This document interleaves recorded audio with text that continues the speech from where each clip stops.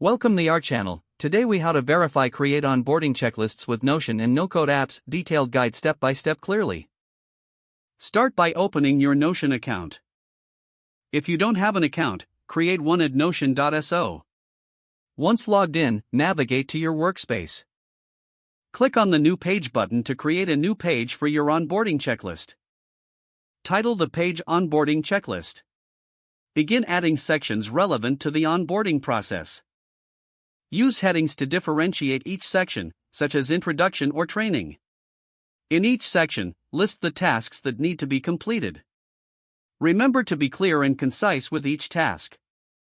To add checkboxes, type /to-do and hit enter to create a checklist item. Continue adding all necessary tasks until your checklist is complete. Now, to make this checklist actionable, explore integrating no-code apps. Visit Zapier.com or integromat.com and create a free account if you don't have one. In your no-code platform, choose Notion as your starting app. Select the action you want to perform, like create database item. Connect your Notion account to the no-code app. Navigate back to your onboarding checklist page in Notion. Once connected, map out how tasks from your checklist will trigger actions. For example, achieving a checkbox completion could trigger a welcome email via Gmail. Test the connection to ensure everything works smoothly.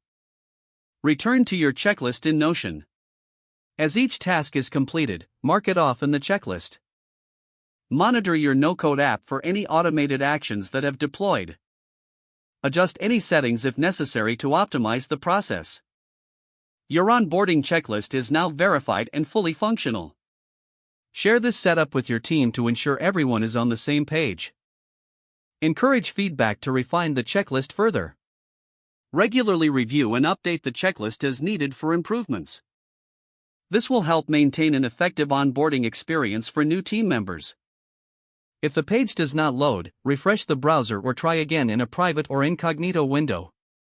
Make sure you are using the correct email address, then retype it carefully to avoid small typos. Don't forget to like this video and subscribe to our channel for more step-by-step tech guides.